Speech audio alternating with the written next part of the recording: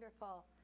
Sandy's passing out some handouts to you. We're going to try to do this just like you might do it with any of the groups that you work with in your communities. And you actually already have these handouts reproduced in your binder so that you'll be able to make.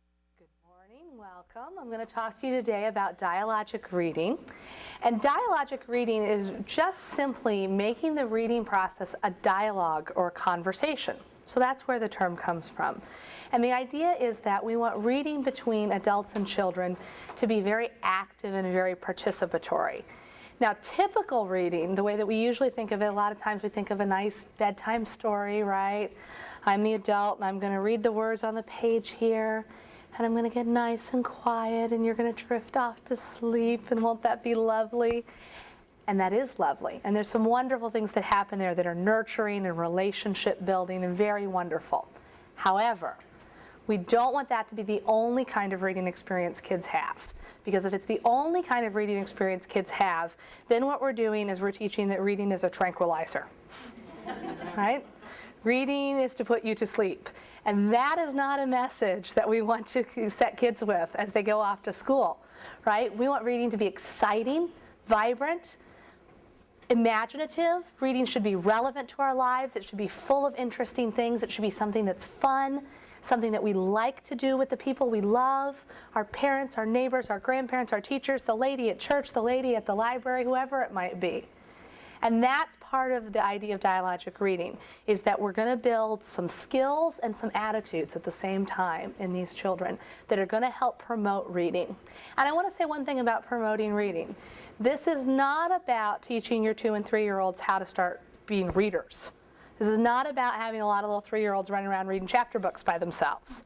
This is about giving kids the age-appropriate skills they need when they're young, so that when it's time to learn to read, they're prepared and they have that foundation and they don't run into problems. The kids who run into problems when it's time to learn to read are often the kids who develop learning disabilities, who end up maybe being held back or possibly in special education, who struggle with reading and other kinds of communication, and who end up struggling with achievement in school. Because as you will all remember from your own school days, when you're really little, they teach you how to read, and you learn to read. When you get older, you read to learn, and you need reading for math, for science, for social studies, for literature, for all the different subjects you might study. So reading is really a gateway into school and success in school. And that's part of what we want to do with young kids, is to give them that gateway and to give them that foundation that they're going to need to build up their skills. So that's the why. Now we're going to do the how. Okay? We're going to talk about some very basic principles for dialogic reading, turning reading into a conversation between the adult reader and the child or children involved, and not just a quiet, quiet, quiet, go off to sleep experience. So it's a two-way street, it's active, it's participatory, it's a conversation. So let's think about conversations. The best way I know how to begin a conversation with someone is to ask a question, right? Oh, Kathy, how are you doing today? How was your drive in, right? That's how we start a conversation in everyday life. And it's how you can start a conversation with kids as well. So what we're going to do today is we're going to talk about 4 different kinds of questions you can use. I want to give you different kinds of questions because every book you read is different. Every child you read with is different. All of you are different from one another. So we need a variety of tools to use, right? And this is not a recipe approach. This is not 3 of these and then 2 more of those and add them all together. This is a toolbox approach. I'm going to give you 4 different kinds of questions to use as tools to have a conversation. And then I'm going to talk about ways you can extend and continue that conversation. And it will be through that conversation of reading books together that the children will learn and develop the things that we're trying to learn and develop for them. All right, so that's the goal. And I will say this, when I do this in real life, I tend to walk around the room, have my books, get a lot of people involved with questions. I have a leash on today, so I may not be quite as effective doing that as I'm going to encourage all of you to do in the future. All right, so let's talk about questions. The first kind of question that we're going to talk about are called specific questions. And specific questions are pretty much what they sound like.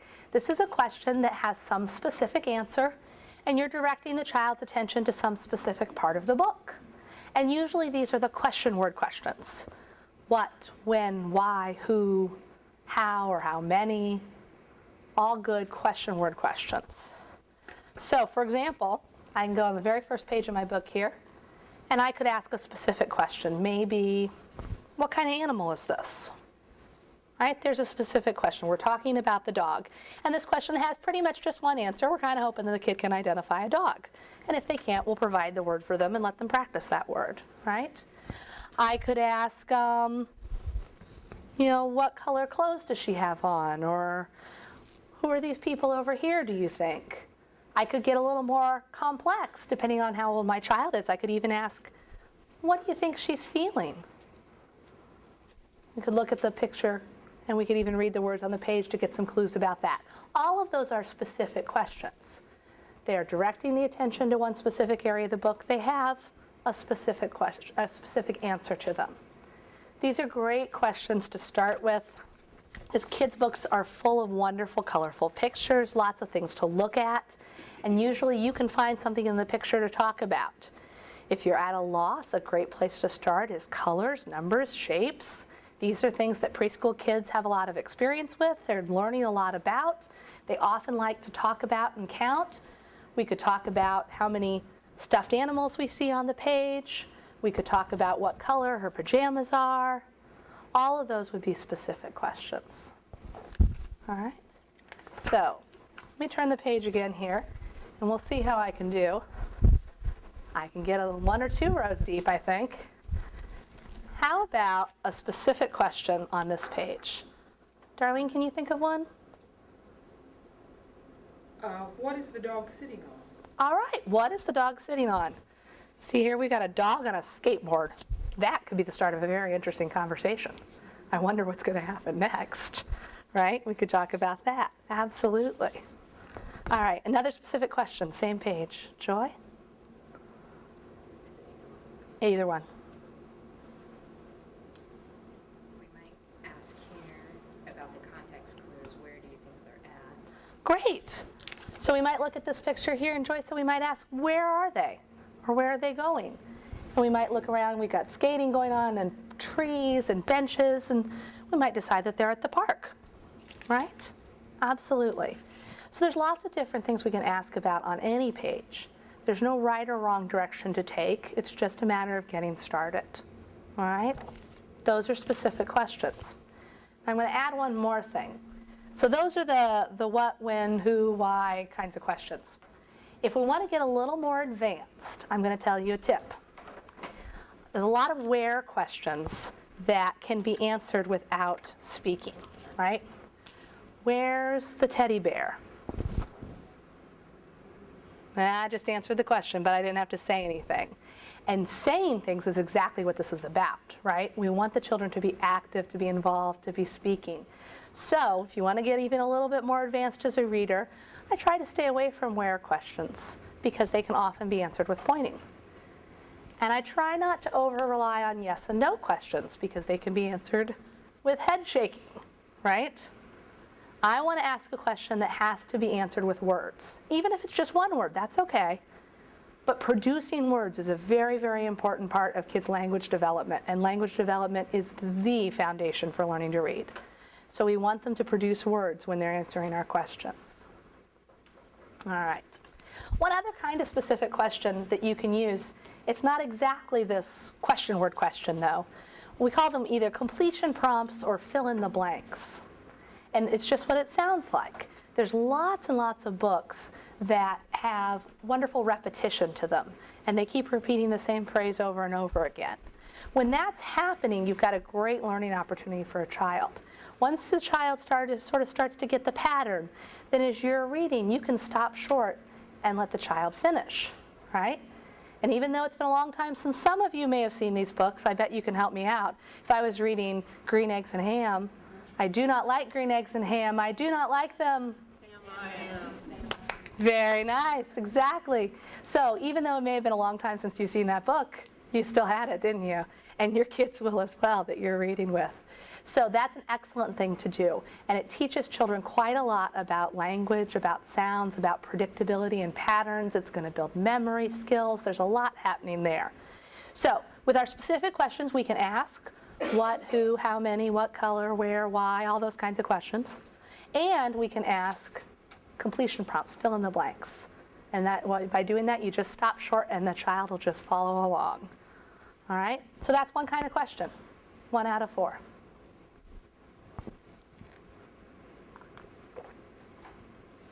All right. Second kind of question, almost the opposite. We had specific questions. These are open-ended questions. The idea with open-ended questions, and this is really a key idea for dialogic reading, the idea is to help discover what it is the child is interested in and to talk about what the child wants to talk about. So an open-ended question lets the child choose any aspect of the book to talk about. It doesn't specifically direct attention. It just says, whoosh, what do you want to talk about? And in fact, that's a perfectly appropriate question. What do you see here? What's your favorite part? What's happening here? Those are questions that are big and broad and take in the whole scope of the page we have open on the book, right? They're not directing. What are they doing is a specific question. But what's happening here, what's going on here, is an open-ended question. And the beautiful thing that does is it lets the child direct what we're talking about. You heard Sandy talk a little bit before about following the child's lead. This is a really important part of dialogic reading. It's a big part of the way that we build interest in reading. Kids get to take some ownership and some leadership. They get to spend time talking about what they find interesting. If I made all of you read books about, I don't know, nanoparticles, and you weren't interested in nanoparticles, because there are people at Purdue who write these books, right? Then you probably wouldn't like reading if that was the only book I ever read to you, right? It's a similar effect here with kids. We want to let them select the book, and we want to let them select what to talk about as often as we can. It's going to help them to generate interest and motivation to read more often. The other thing that's nice is, you know what? They're going to notice things that we never even noticed. There's a lot on this page that we can talk about, and I might be interested in talking about this little girl who looks like maybe she's about to twirl around on her figure skates, but you might be reading with a child who's much more interested in hockey, or in teddy bears, or in this house and the smoke that's coming out and how it looks warm in there. They must have a fire going in the fireplace. They might catch and notice things that you wouldn't even choose to talk about. And that's where their interest is. That's where that spark is and the greatest potential for learning. So that's why we want to be sure we're asking some of these open-ended, broad questions. And then we talk about those things, wherever they direct our attention to. So I'm going to turn the page. It really doesn't matter what page I'm on, because I can ask the same kind of open-ended questions, right, on any page at all. But what's a big, broad, open-ended question? You can even say one of the ones I fed to you earlier. Kathy or Rayanne, any ideas? What are they doing? Great. What are they doing? Not pointing to any one person, just on this page. What are they doing? What's going on? What do you see? What's your favorite part? Whoa, I made it to the bottom of the hill. That's a great way to generate interest, because you're grabbing onto the emotion in the book, right? And that's definitely an excellent way to generate interest. So you're going to be saying things that aren't questions sometimes too, right? That's more of a comment, more of an adding some kind of character to what's going on here. But you absolutely can be doing those things as well. And all that other good stuff about, using different voices for the characters sometimes, that's wonderful too. Anything that's bringing your own personality so that you're having fun is a good thing to be doing, because if you're having fun, you're going to be more natural, more responsive, and it's much more likely the child's going to be having fun too. So this shouldn't be a forced experience, but it should be one that's kind of a fun one for both of you. Absolutely. All right, so those are open-ended questions. What's happening? What's your favorite part? What's going on? You don't have to come up with new ones. Those are all wonderful ones to use. All right, 2 questions down, 2 questions to go. All right? Okay. Our next kind of questions are called remember or predict questions. See if I can't keep moving just a little bit here. Remember and predict questions are about the story. They're about the plot, the narrative, the what's happening in a book, right? So this is the part where we really focus on the fact that stories have a beginning and a middle and an end. We really get to focus on the fact that stories sometimes have some patterns that repeat themselves, that sometimes something happens in a story and it gives us a little clue about what's going to happen later, right? In high school English class, we call that foreshadowing. We don't think that 4-year-olds are doing foreshadowing, but they are being exposed to those sorts of things at very young ages, even if we don't label them as such. So this is a wonderful way for kids to start to get involved in what literature and stories are about. So when I'm asking a remember or predict question, I'm simply asking that. I'm asking the child to remember what came before in the story or to predict what might happen next. And a great way to do that, actually, is the very first time you pick up the book. Okay, we're going to read this book. It's called The Grouchy Ladybug by Eric Carle. What do you think this book's going to be about? That's a predict question. And before we even open the very first page, we can ask that question because we have clues, right? From the title, from the cover and the art, we've got some things we could talk about. The great thing about predict questions, too, is it never matters what the child says. If they predict correctly or if they're kind of off the mark, it's not a problem. They're thinking, they're generating their language, that's good. And all you have to do is say, oh, that's cool, that might be it. Let's find out. And we open the book, right? Let's find out is a great little trick because what it's teaching us ever so silently and secretly is it's teaching kids that books are places where we can find things out. When we want to know the answer to questions, one thing we can do is look for a book that might tell us the answer. That's another great little thing to be slipping in there about attitudes towards books. So we might read The Grouchy Ladybug. Some of you may be familiar with this one. It has a little pattern to it.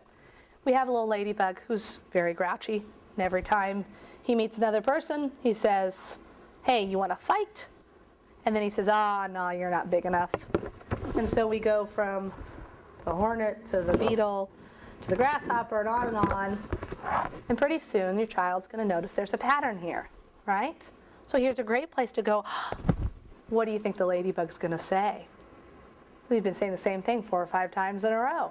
That's a prediction question. What do you think the ladybug's going to say next? What do you think the lobster's going to do? Right? And even if there's not a pattern in a storybook, you can always ask that great old teacher question, I wonder what's going to happen next, which is a great question. It makes us think about what's happened before, it makes some guesses. We're thinking about cause and effect. It's also generating a little suspense, a little interest, right, in the storybook. And so we can ask those kinds of questions wherever we are in a book, what's going to happen next? Or when we get to some point, we might say, whoa, hold on a second. How did we get here? You know, what did the ladybug do that got us all the way to talk to a gorilla? And we could think about what came before. There's a remembering question, right? So with any storybook that you're reading, basically anything except maybe an alphabet book, which occasionally don't have any story to them, pretty much any other kid's book you pick up is going to have a story. It's going to have that narrative thread of something happening. And so you could ask those questions about predicting or remembering what's going on in the book. Okay? And that's 3 questions.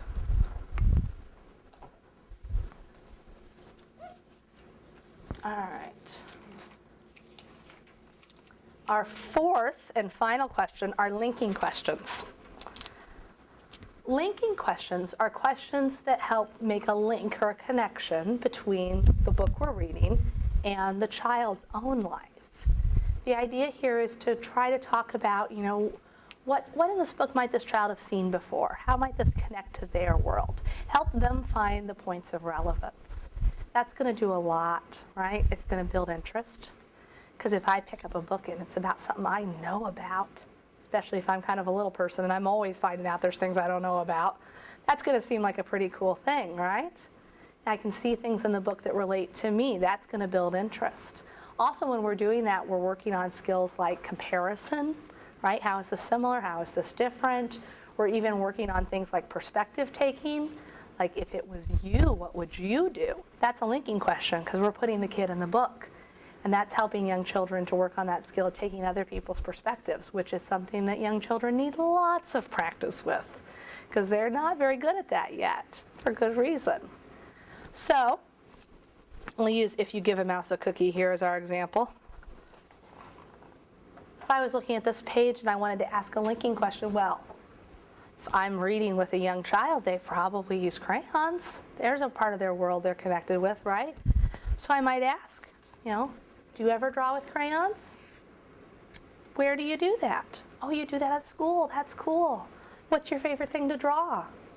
What's your favorite color crayon? Do you ever share your crayons with anybody? Who do you like to share with? There's all sorts of things we could talk about, even from a seemingly very simple page where there's not much happening. There's actually a lot that we could say.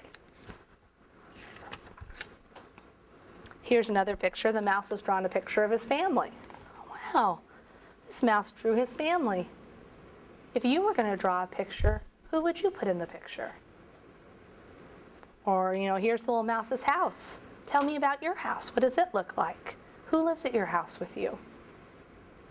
We could talk about all those sorts of things. All right. Let's see if we can get some more linking ideas here without causing injury. All right, you're not safe in the second row. I can come see you too.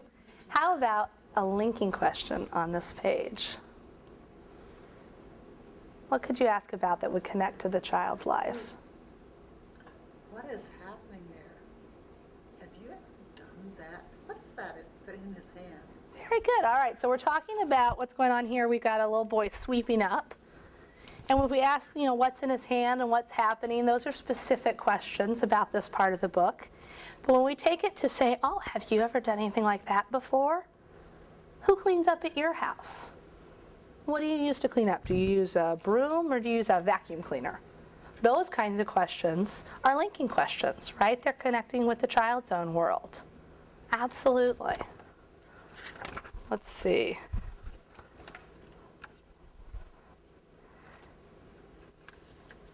Here's another page back towards the beginning here. We've got the mouse going into the house. I'm going to slide just a little.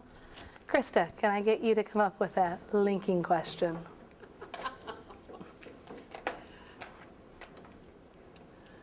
Well, let's see. On either page? Either page.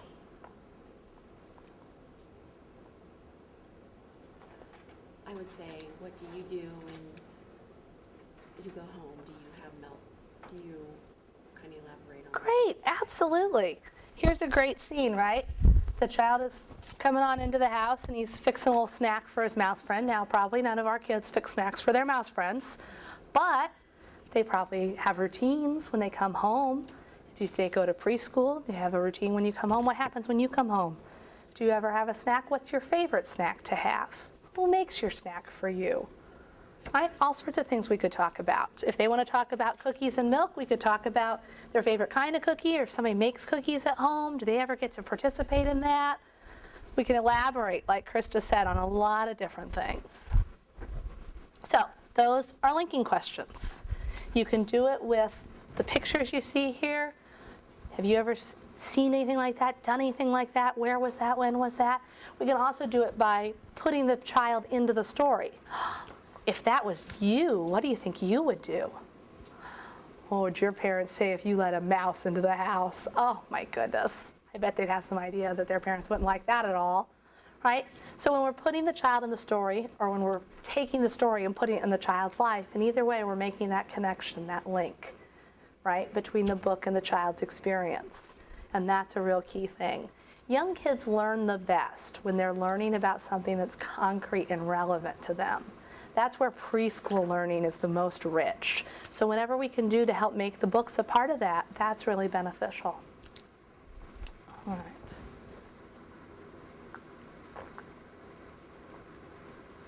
right. So that's 4 questions. Can you believe it? Not so hard, right? Specific questions, open-ended. Remember, predict, and linking.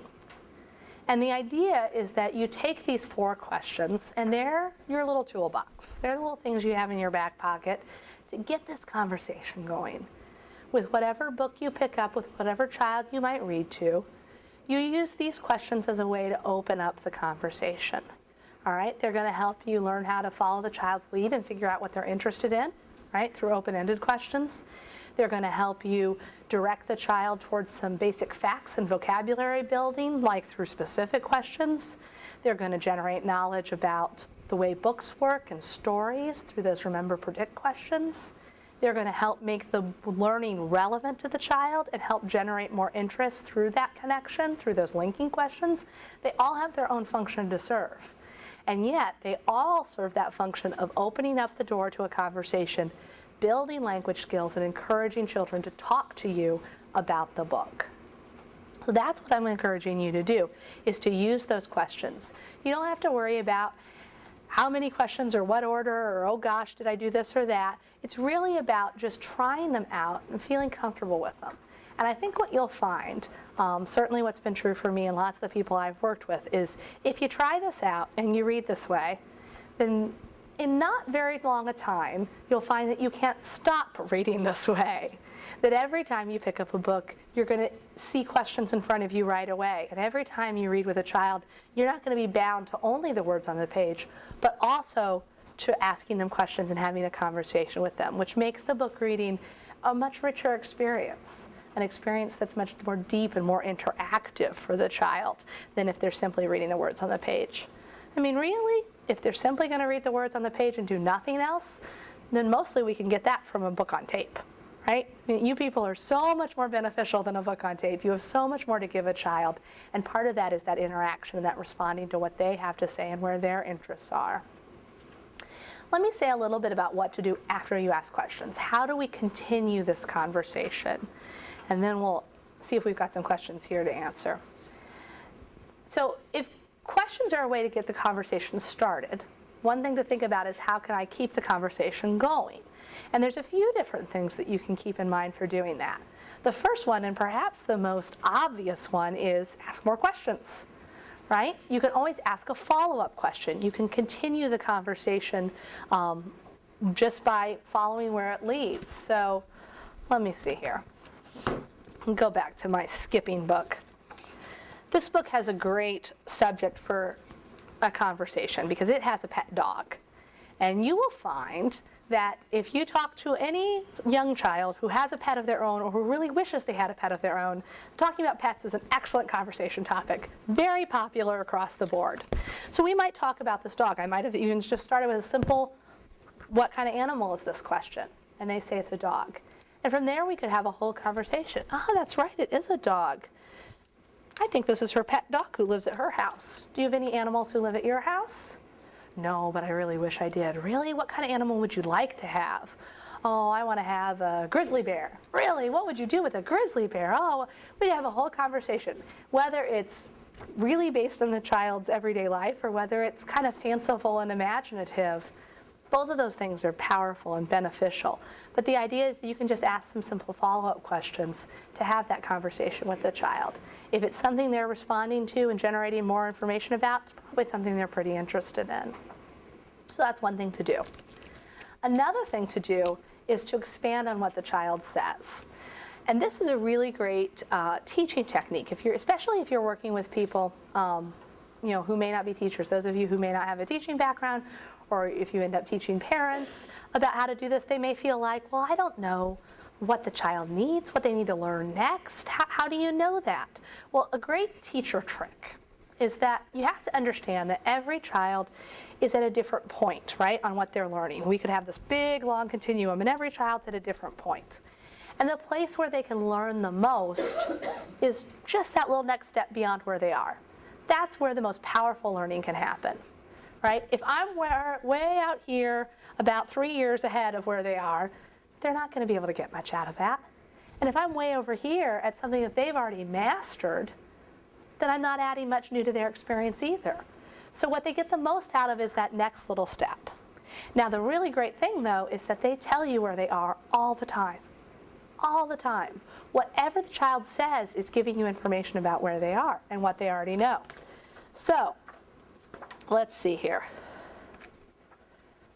We'll look at our skateboard and ballerina page here.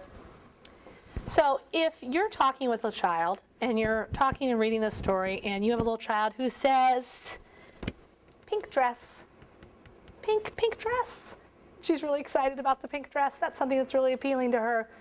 One thing that you can do is add just one thing to what she says. Expand it by one step, by adding a single word or by adding a single unit of grammar. Just one step, and have her repeat that back to you, because that's where she is. That's the next thing to learn. So you could say, yes, she's wearing a pink dress. I'm adding wearing, one thing. Or I might want to add a new word like tutu. I might say, oh, that pink dress is called a tutu. You say tutu, right? I'm giving her just the next one component, one step. If I said, oh, yes, she is going to be a ballerina and her feet are in the second position and she's going to do a twirl, and yes, you're laughing at me because it's ridiculous, isn't it? I'm 3 steps ahead. That's not helpful, right? And if I'm back here going, yes, pink, pink, pink, pink, pink, pink. Well, she knows pink. She's already demonstrated that. So I want to take what she gives me and just take it one single word beyond that. That's an excellent way to develop kids' knowledge, particularly language-based knowledge. All right, so that's a wonderful way to follow up on that conversation. The final thing about extending the conversation that I want to say is that you can never go wrong with encouragement. Throughout this conversation, this reading with the child, you want to praise and encourage them for engaging with you. This is never a bad idea. I promise that if you're reading with a kid, you are not going to spoil them by telling them what a nice job they're doing. I promise that that is not going to be a problem. If you think about young children, one of the things that they spend much of their time doing is figuring out what the heck it is we grown-ups want them to do, right? If you're 3 or 4 years old, a huge part of your day is just trying to figure out what are the rules, what are the expectations. And then they go and they put you in preschool, and the rules are different there, and everything works differently. And they have you ride the bus, and they take you to the grocery store, and there's story time at the library, and there's a lot to figure out. So one of the things about praise is that praise is not just warm and fuzzy and nice to hear. It's also informational. If we're good at praising, we tell kids very specifically what it is they've done well that we'd like for them to do again. And that gives them really key information about what the expectations are around them and how it is that adults are wanting them to behave. So it's not just, oh, good girl, and pat her on top of the head, but it's, thank you for telling me that story. That was so interesting. So that she knows that her words are heard and valued, and you want her to tell you more stories. Or, I like the way you turn the pages so gently. You're very nice to the book. So that they understand that books are something that we respect and we treat gently, and we don't tear up into little pieces, right? Giving a specific kind of praise like that really labels the behavior is going to help the child understand what it is you want to see more of. And the benefit there is that we then do see more of that good behavior. And on top of that, it is warm and fuzzy, and I don't want to diminish that at all, because we all work hard in our daily lives, and you want your boss to see what you do and say, oh, you're doing a really good job at that. I really appreciate the work you put into that. We, even as adults, we thrive off of praise as well. So remember that learning is a kid's job. Reading and language and practicing things and playing and figuring out how to share all these things, that's their job. Just like teaching people is your job. So we want to encourage and praise them for the good strides they're making in all those areas. All right, so those are a few ideas about continuing that conversation that you've started with your 4 questions. I want to take a moment here to see if there's any questions from the group, and then we're going to have a little chance to practice this. Anything you're wondering about? Yes? Are there any particular ages that this works best for? I mean, 3 to 4 sounds good. Can you do this and be effective for, let's say, a first grader who might be struggling? That's a very good question. There's some good research on this that takes kids from as young as about 18 months through as old as early elementary school, first grade or so, second grade, if they're struggling to read. Basically, this is an excellent technique for a kid who is not yet reading themselves yet or not reading very confidently yet. And you're going to want to adjust it, certainly, based on the age and interests and skill level of the child. So if I was reading, with a first grader who's kind of struggling and their language skills aren't quite where we want them to be yet, you could absolutely use this. I'd probably try to pick books that or have a few more words on the page so the child feels like this book is kind of responsive to their interests and their level. And I'd ask questions that were a little bit more challenging. I'd ask some questions about that. How do you think people are feeling? And I'd ask questions about remembering what happened before that might be a little bit more challenging. Whereas if I was reading, let's say, with a toddler, 18 months, 24 months, and just turned 2, I'm probably not going to ask a lot of questions about how do you think somebody is feeling here, because that's a little bit beyond what a just turned 2-year-old is doing. But they are developing their words, they are developing their language, and so we are going to read together, and we are going to talk, and I am going to encourage the child to talk. I'm probably going to ask a lot of specific questions, colors, shapes, numbers, great things to start talking about with a young child.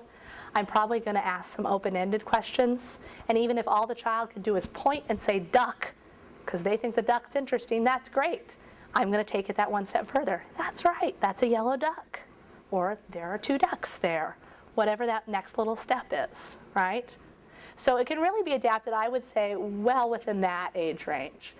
If you've got a kid who can confidently read on their own, reading together time is still a wonderful thing to have, but you're unlikely to have it in quite the same format with these picture books and the pointing and the talking and whatnot, because if you've got a kid who can confidently read on his or her own, what you're going to want to do then is read books that are a little bit beyond what they can read themselves.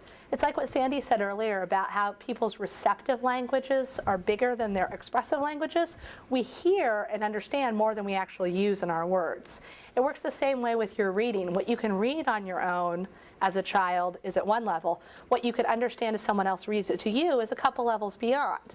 So you may have a kid who can tear through these books on their own. You can sit down with them and read Harry Potter out loud, right? And they couldn't do that on their own maybe, but then they're going to have that experience of reading with an adult that way. Other questions?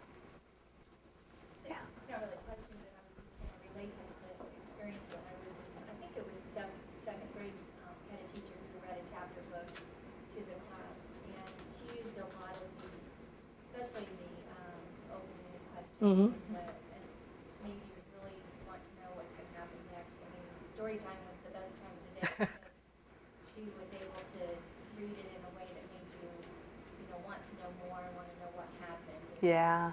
She also had us do a lot of drawing pictures that related to what we had heard, Mm-hmm. and that kind of stuff too. So just that's a personal experience that I can remember as a young child that,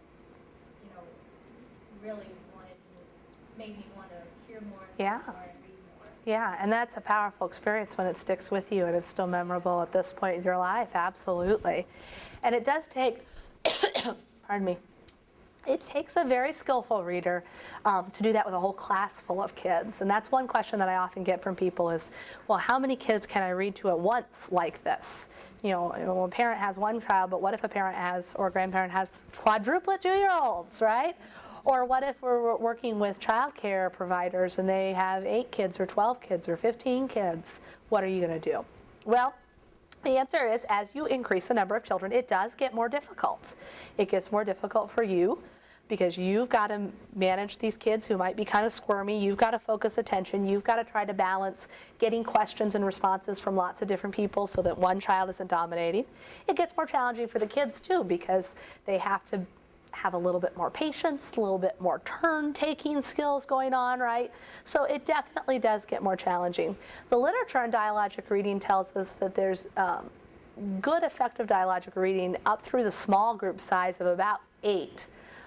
There's been work with child care providers and preschool teachers where they're reading with 8 kids at a time, and that's still able to have a significant improvement over that standard traditional picture book reading. Any more than that, and we may start to not see as many of the benefits of this added dialogic reading. But that certainly doesn't imply that we don't read to those groups of kids. They still get benefits from being read to. It's just that they won't be quite so active because there's so many of them. They won't have as many turn takings. And so we may not see that acceleration quite as big as we're going to see it with a smaller group or with more one-on-one or one-on-two reading. But there's certainly still a lot that's benefiting from those experiences where you're reading with a whole class, for instance. Other questions? Well, this is just an ongoing discovery process with me, but I really do believe that there is a lot to be said for participatory storytelling and reading on up through high school, because I believe that the quality of conversation, and as a result of that, relationship building, which is sort of sinking as people become more into screens and thumb action instead of words. I just had a great Dialoge Reading conversation with a very bright fifth grader about a science book, and we were talking about, there were multitudes of different animals and just the drawing out, what does that animal do? What do you know about that one? What do you think about these? What do you know, why do you think what you know? And all of those kinds of things, and it was a great relationship building thing, but it was also the how do you conduct a conversation? How do you move from what I know about this to the next step? And we just leave kids sometimes when they get out of the second grade or third grade. We leave them with a book. Have you done your reading? And we don't engage with that whole thing. Absolutely, and that's a real loss. And I was thinking as you were talking, another thing that you could do if you are working with older kids who are pretty strong readers is you can change those roles up a little bit. You know, the child can be doing the reading in terms of reading the text on the page, but you can still be involved. And they can be reading aloud to you. You can be asking questions. They can be asking questions. You can have that conversation that comes more from their reading rather than your reading. And that's another way to involve the older ones. But certainly, you know, what kids, I mean, that's why we have literature classes too, right? We don't just send them home to read the book. We talk about the book. We explore themes. You know, you have an idea that brings up another idea for this person, and there's a lot to be gained from it, without a doubt. I know you said that you don't have to follow any certain order where, you know, do you incorporate the questions on the page or whatnot. Is it necessary to kind of differentiate with the child based on the questions that you're asking outside of the book and then the actual words on the page, like making that transition, that way they know that there are certain words on the page that we're going to for sure read, but I mean, is it? I don't think it's not a make or break situation. It really depends a little bit on the child's level and what you're trying to impart. So with a younger kid, you know, if we're talking about like a toddler, very early preschooler, there might be some books where I don't read every single word on the page because this book has too many words for this child's level and their attention span. And it's entirely appropriate not to read every word on the page if that's the case sometimes. However, in other circumstances, you'll have a kid who's very familiar with the book. If you don't read every word on that page, they know and they call you on it, right? As kids are getting a little older, you know, as we're approaching maybe 4 years old and 5 years old, I am very interested in them understanding, you know, that these little scribbles on this page are letters. The letters make words and they tell me things. And so then I might be more interested in spending a little more time following along with my finger, for instance, when I read the text. Not that they're sounding that with me, but they're just seeing that this connects to what I'm saying as I read it very fluently and you know, smoothly along. That helps to impart that knowledge about concepts, the way that letters and words work together, and kids start to understand that idea that there are some words on this page that are always on this page, and there are some things that we talk about that are extraneous to that. So it would be appropriate, like if we did one of the, let's say, prediction questions, if we, as we're getting ready to turn the page and we say, oh, what do you think is going to happen, get their responses, and then is it appropriate to say, okay, now let's look to see what happens. Absolutely. I feel like when I was reading to the kids, I was doing this, not really knowing what Yeah. I was doing. Yeah. And part of me thought, oh, I wonder if this is helpful for me to kind of interject with the questions and whatnot, or pointing certain things out, or if it's going to take away from them getting confused, like, hey, that's not on the page. So it is appropriate based on their age. Right. You can pull that out. It is without a doubt it's helpful. All the research out there tells us that this is a way for children to learn more and more information more quickly, develop their language more, and it doesn't hold kids back in any way in terms of them being confused, like you said. But it's absolutely appropriate to point out what I'm reading on the page and what we're talking about. And I think it's wonderful to point out, you know, that when maybe we have a question, we might be able to find the answer in the book. I think that's a great thing because that's really pointing out too what books are for. What's one reason that we have books and we use books and we rely on books? Absolutely. Yes, Krista. I was looking at this book, and I just love the illustrations. I know it's a Caldecott book. Do you recommend mainly the Caldecott for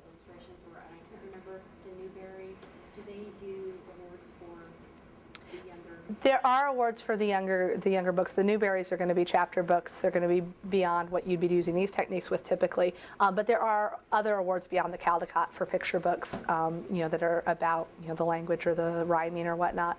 The thing about what books to use is always a question that I get, and it's a hard one to answer because there's so many wonderful books out there in the world. There's amazing children's books, and there is no shortage of them. And to be quite honest, you could take kind of a lousy children's book and you could read this way and make it a wonderful, enriching experience. So there's not a lot that you could do wrong in terms of selecting books. That said, I realize it can be overwhelming to say there's this whole universe of books, where am I supposed to start?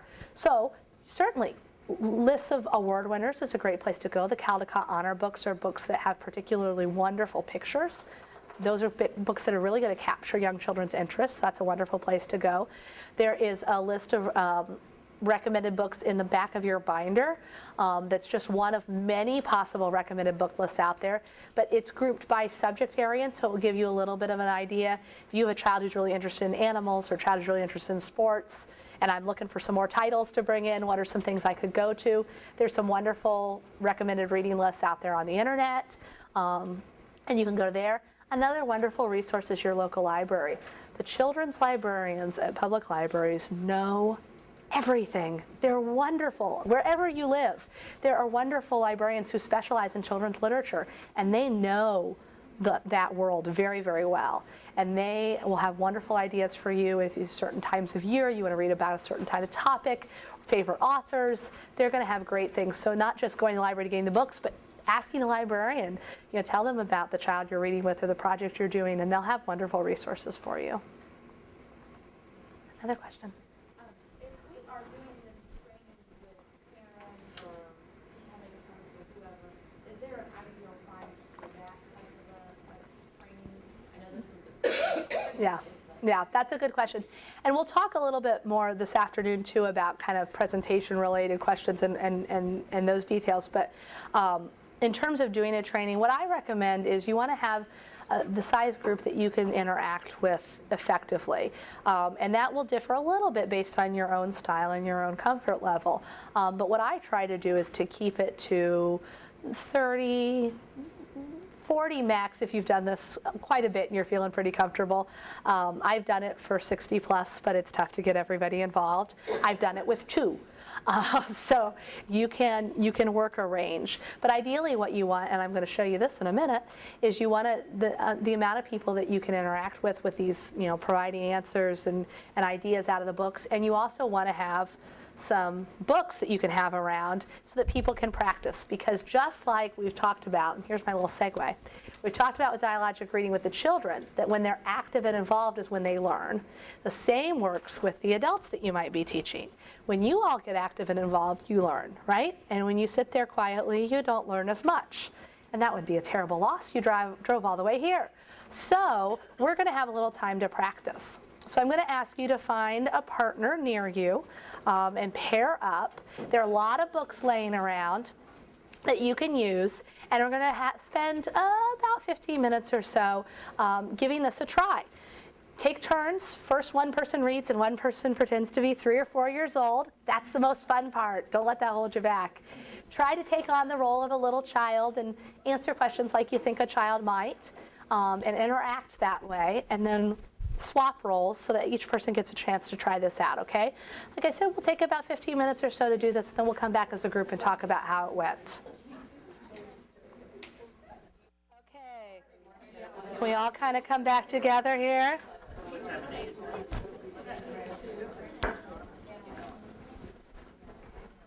All right. Wonderful. Well, I saw a lot of great animated reading. I saw a lot of people who know something about how to be a little kid, which is good to see. Just saw a lot of wonderful examples of, lots of different questions. I heard people counting. I saw people, doing some modeling to show the child how to do something. So there's a lot of wonderful interactive teaching and learning going on in the room, which is great to see. And that's the general idea. That's exactly what we're shooting for. So how about that experience? How did it feel to you to try that on? Any reactions? Kathy? I found myself asking too many yes and no questions. Ah, that's a great point. Too many yes and no questions, Kathy said, and that's a very common thing to fall into, well, have you seen this before, or will he do this or that, and only leaving those many options. So it's a great thing to be aware of, and it is something that as you practice it some more and do it with some more books, you'll find yourself being able to come up with some questions that are a little more broad and that allow the child to produce a little bit more language for you. Other thoughts and reactions? Well, Darlene? we picked a book that we found was very difficult to work with. Mm-hmm. And so we found that so we traded books. Mm-hmm. Because this book was about jazz, and all it had was pictures of instruments, and we just found that difficult to work with. So I think, being sure that you pick a book that. Absolutely, a book that's comfortable for you, because you as the adult reader too, you need to have kind of a point of entry into the book. If you were somebody who was a music teacher, you might have found that, oh, this is really easy, I can think of lots of different things to talk about with the child. But if that's not your world, that might not have been as easy. So that's a great point. And one thing I tell readers a lot of times, especially if they're doing this as part of a kind of part of a formal program where they know, oh, I'm going to take some books and go read to this classroom at this time, you may want to page through the books and feel a little more comfortable with them. Expose yourself to the books before you start to read, because you're going to have an easier time coming up with questions and thinking about things to talk about if you're feeling familiar with the book. And if you're going to be reading, let's say, with your own children or your grandchildren, and this is an activity that gets repeated a lot, that's going to happen on its own very naturally, because kids have favorite books, right, that they want to read over and over and over again, and that we get very sick of reading, right? The nice thing about dialogic reading with that is that every time through the book is a new experience. And so not only is there great benefit for the child, there's a little benefit for us grown-ups who get to read the book in a different way and get to have a different experience with the book and may not be quite so tuned out ourselves. Karen? I hear about some of the homemakers that read with first book kids that actually dress the card, bring in props, things like that. Yeah, and isn't that fun? That's a wonderful thing. Again, if it's something that's sort of part of a formal program and you're really preparing for it, you can go to great lengths to come up with creative things and wear a wild hat or make green eggs and ham after you read Green Eggs and Ham, right? There's wonderful things you hear about, whether it's classroom visitors or teachers doing. But again, if it's something that's more spontaneous, it's something that's happening in your household or whatever, it can also be a more spontaneous thing. And I want to encourage you to bring that fun into reading in whatever way it comes to you. So if you read a book about a parade, then you and the kids might decide we're going to have a parade, and all that takes is a couple of pots and pans and walking in a circle around the house. You don't have to do anything more elaborate than that. But you've done something that's fun and that's exciting, that's participatory, and that's brought the book to life. So whether it's using your funny voices to read the story or doing some activity together to extend the book after you're done with it, there's wonderful things that you can bring to the book to make it even richer.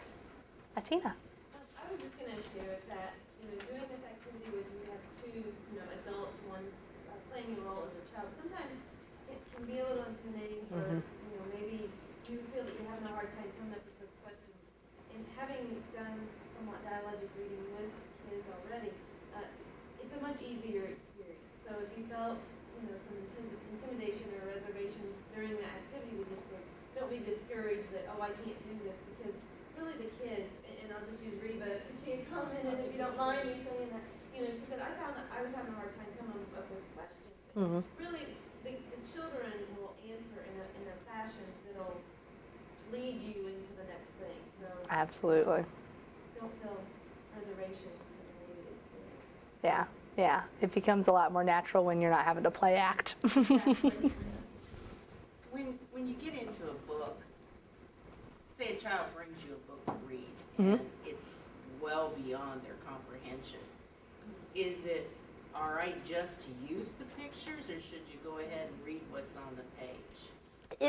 It is all right to just use the pictures. It's going to vary based on the book the kid brings to you. If they've brought you a book and that's really what they want to be read to, but as you say, you're looking at the words and you're thinking, I don't even know how to explain this to this child. I know they don't know what the words mean, and I don't know how to tell them what they mean. Then you might want to just tell a simplified story based on what the pictures you see. To open the page and to just describe, Billy and his friend are sitting on the bench at the park. Have you ever been to a park? What do you do at the park? What would be fun there? What would you like to play with your friends? And have your little conversation there, even if it's not about the text of the book itself. Ideally, if you're picking a book that's right at the kid's level.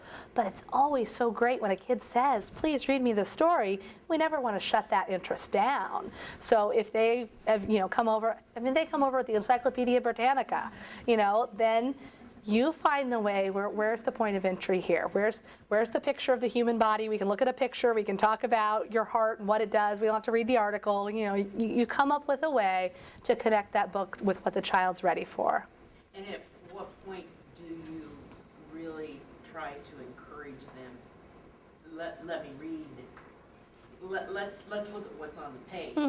Actually look at the words on the page. At what point do you do that? Well, I would say it depends on the cues you're getting from the child. If a child is particularly squirmy and the attention span isn't great and difficult to control, then I'm probably not going to say, let's try to read all 6 sentences on a single page. That's probably a lot for them to handle.